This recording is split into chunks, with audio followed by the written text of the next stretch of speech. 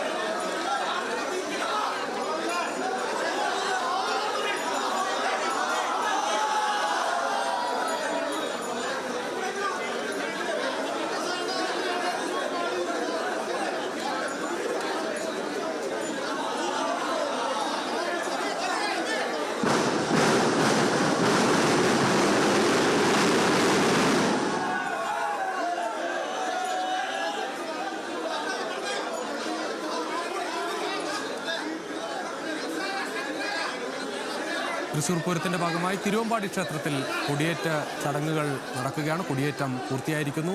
എന്തായാലും ഇതിന് ശേഷം 12:30 പാറമേക്കാവിലും കൊടിയേറ്റം നടക്കും. നേരത്തെ ഓരോ ഘടകക്ഷേത്രത്തിലും കൊടിയേറ്റ ചടങ്ങുകൾ പുരോഗമിക്കുകയാണ്. വലിയ ആവേശത്തോടെ പൂരാവേശത്തിലേക്ക് കടക്കുകയാണ് തൃശ്ശൂർ നഗരി ഒന്നാകെ.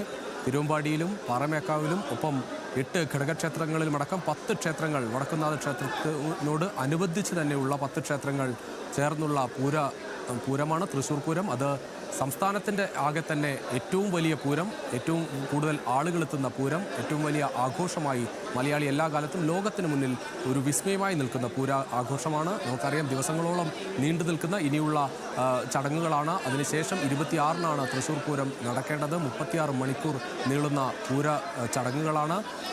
ഇനി ഇതിൻ്റെ ഭാഗമായുള്ള കൊടിയേറ്റത്തിൻ്റെ ഭാഗമായുള്ള മറ്റ് ചടങ്ങുകളുണ്ട്. അതിനുശേഷം എല്ലാവരെയും നമ്മുടെ പൂര ആഘോഷങ്ങളിലേക്ക് ക്ഷണിക്കുകയാണ്. എല്ലാവരും വരണം, എല്ലാവരും ഇത് സന്തോഷമായി നമ്മുടെ ഈ തൃശ്ശൂർ പൂരം വളരെ ഗംഭീരമാക്കി തരുവാൻ ആവശ്യപ്പെടുകയാണ്. എല്ലാവർക്കും പൂരാശംസകൾ നേരുന്നു. ഇന്ന് ദേശക്കാരാണ് കൊടിയേറ്റത്. തീർച്ചയായിട്ടും ഈ വർഷം 27-ാം തീയതി കഴിഞ്ഞു കഴിഞ്ഞാൽ അടുത്ത ദിവസം മുതൽ അടുത്ത കൊല്ലത്തേക്കുള്ള വർക്കുകളുമായിട്ട് മുന്നോട്ട് പോകും. ഒരു കൊല്ലക്കാലമാണ് ഇതിന്റെ കാലാവധി. എല്ലാ പ്രവർത്തകരും അത് ഓരോ ഘട്ടമായിട്ടുള്ള പ്രവർത്തനങ്ങൾ മുന്നോട്ട് പോകും. എല്ലാവർക്കും പൂരത്തിന്റെ ആശംസകൾ നേരുന്നു. എല്ലാവരും വടക്കുംനാഥ ക്ഷേത്ര മൈതാനിയിലേക്ക് വരണം. 24-ാം തീയതി സാമ്പിളാണ്. 25-ാം തീയതി ആനച്ചമയ പ്രദർശനം. 25, 26, 27 പൂരമാണ്. എല്ലാവരും പൂരപ്രേമികളും വെടിക്കെട്ട് പ്രേമികളും ആനപ്രേമികളും എല്ലാവരും ഇവിടേക്ക് വരേണ്ടതാണ്. ലോകത്തിൽ വെച്ച്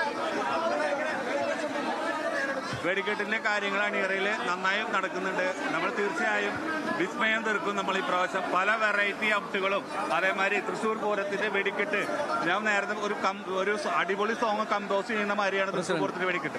അതുപോലെ തന്നെ ഓലപ്പടവും കുണ്ടും കൊഴുമലും എല്ലാം വെച്ചിട്ടുള്ള വെടിക്കെട്ട് എല്ലാവരും നമ്മൾ അണിയറയിൽ ഒരുക്കിക്കൊണ്ടിരിക്കും. വിശ്വപ്രസിദ്ധമായ മടത്തിൽ വരവ് പഞ്ചവാദ്യം, ഇങ്ങനെ ഒരു പഞ്ചവാദ്യം ലോകത്തിൽ ഒരു സ്ഥലത്തുണ്ടാവില്ല.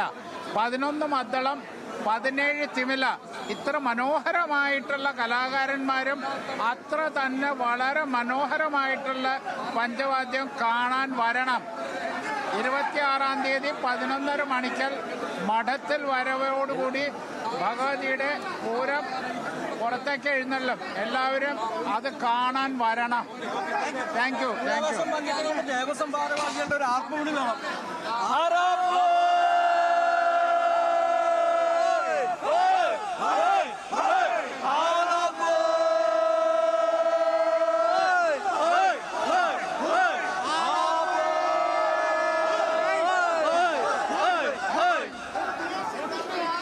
രുചിശാവേശകരമായ പൂരത്തിന് കൊടി കയറിയിരിക്കുന്നു. തൃശൂർ ലാലൂർ ക്ഷേത്രത്തിൽ നിന്നും കാർത്യായനി ക്ഷേത്രത്തിൽ നിന്നും തിരുവമ്പാടി ക്ഷേത്രത്തിലേക്ക് എത്തുമ്പോൾ പൂരത്തിൻ്റെതായിട്ടുള്ള ആവേശം നമുക്ക് നേരിട്ട് കണ്ടറിയാം, തൊട്ടറിയാം എന്നുള്ളതാണ് നമുക്കിവിടെ നിന്നും കാണാൻ കഴിയുന്ന കാര്യം. അല്പസമയങ്ങൾക്ക് മുൻപാണ് ആചാരപരമായിട്ടുള്ള ചടങ്ങുകൾ പൂർത്തിയാക്കിക്കൊണ്ട്, പൂജകൾ പൂർത്തിയാക്കിക്കൊണ്ട് കൊടി ഉയർന്നിട്ടുള്ളത്. ഇപ്പോൾ കൊടി ഉയർന്ന് പിന്നാലെ തന്നെ ആചാരവെടി മുഴങ്ങി ആഘോഷത്തോടുകൂടി ആ കൊടിയുയർത്തലിൽ അല്ലെങ്കിൽ തിരുവമ്പാടിയിലെ കൊടിയുയർത്തലിൽ എല്ലാവരും പങ്കാളികളായ ദൃശ്യങ്ങൾ നമുക്ക് കാണാനാകുന്നുണ്ട്. അത്യാവശ്യത്തോടുകൂടി ഒരു സാംസ്കാരിക നഗരത്തിന്റെ എല്ലാ തനിമയും ഏറ്റെടുത്തുകൊണ്ട് ഈ തിരുവമ്പാടിയിലെയും വടക്കുംനാഥനിലെയും ക്ഷേത്രങ്ങളുടെ ഭക്തർക്കൊപ്പം തന്നെ തൃശ്ശൂരിന്റെ പൗരാവലി തന്നെ, സാംസ്കാരിക പൗരാവലി തന്നെ ഇവിടേക്ക് ഒഴുകിയെത്തുന്ന ദൃശ്യങ്ങൾ നമുക്ക് ശരി ലെവിൻ, ഇനി എന്തായാലും ഒരാഴ്ച നീളുന്ന പൂരാവേശമാണ് തൃശ്ശൂരിൽ എങ്ങുമുള്ളത്. ഇന്ന് കൊടിയേറുന്നു. ഇനി 23-ന് ചേറ്റുപുഴ ഇറക്കമുണ്ട്, 24-ന് ചമയ പ്രദർശനമുണ്ട്, അന്ന് തന്നെ സാമ്പിൾ വെടിക്കെട്ടുണ്ട്, 25-ന് പൂരവിളംബരം, 26-ന് പൂരം, 27-ന് പകൽപൂരത്തോടെ പൂരം അവസാനിക്കും. എന്തായാലും ഇനി ഒരാഴ്ചക്കാലം മലയാളികൾക്ക്, തൃശ്ശൂർ പ്രേമികൾക്ക് പൂരത്തിന്റെ നാളുകളാണ്. മറ്റു വാർത്തകൾ കൂടി നമ്മൾ പരിശോധിക്കുകയാണ്.